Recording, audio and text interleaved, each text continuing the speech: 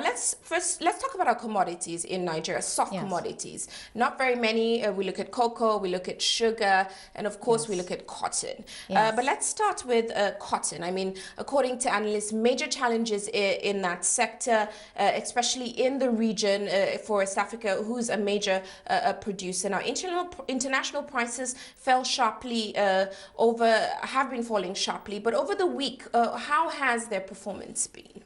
For cotton. Well, over the week, cotton has had an outstanding increase in prices. It's jumped something about 8% since Wednesday and 10% since the low on Thursday. The major reason for this jump in price has been because the market has, the New York CBOT market has spoken about 46% of the cotton deliverables are of good standard. They're the remaining 60-something% are actually poor crops. So that has sparked a rally in prices. Traders are basically concerned about being able to get good quality cotton as opposed to the coarse ones that are available in the market. But the reality is the outlook for that sector remains positive. I mean, analysts seem positive about the outlook. Of course, with mentioning the fact that, you know, we may be expecting El Nino coming soon in countries such as Mali, and that may impact the progress of that commodity going forward. I mean, it's positive in terms of production. Actually, there has been an increase in estimate in terms of production of cotton in major countries like India and Pakistan, which initially had fears of the El Nino coming on board. There were heavy rains initially, but that has subsided now, and their outlook has been increased. But countries like Mali, they're going through some political concerns, you know, with the coup d'etat. But that affected just the northern region of Mali. The south is where most of the cotton crops are being grown. And apparently they've been able to segregate the politics from the economics.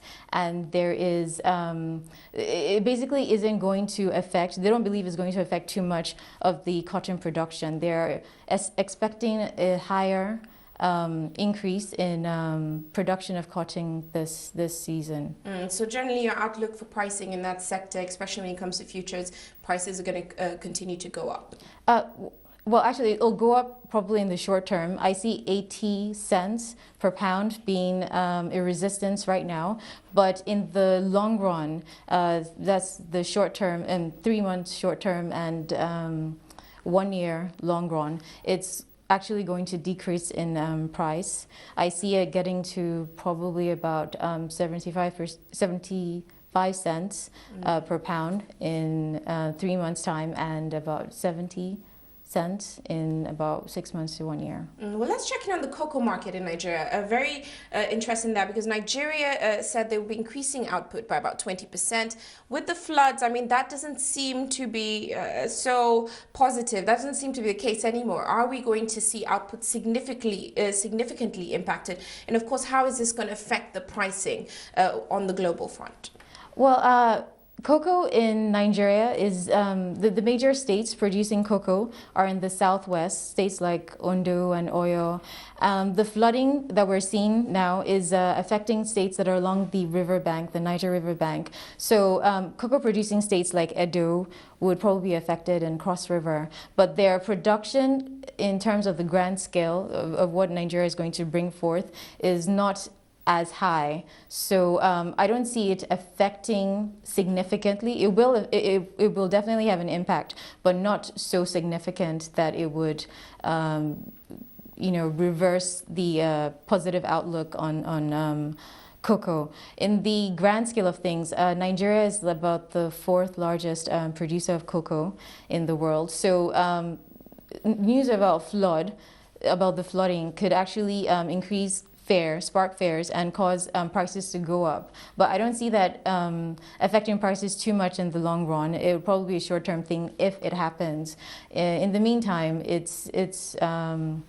we're still looking at the bumper crop. Right. Let's check in on sugar now, very quickly. Okay. Now, sugar prices declining there. How does this bode? I mean, especially for our companies like Dangote Sugar who import the commodity. What is your outlook for that commodity? Are we going to see prices continue declining, and why are they declining also? Well, sugar sometime mid last year hit a high of about 32 cents, which is pretty high. So demand for sugar reduced because of that. Companies like Coca-Cola and PepsiCo reverted to sugar alternatives like corn syrup. And due to that, the demand for sugar plus the increased production of sugar has reduced prices as we see right now. A reduction in price would actually be positive for importers of sugar like Dangote in Nigeria in the long run.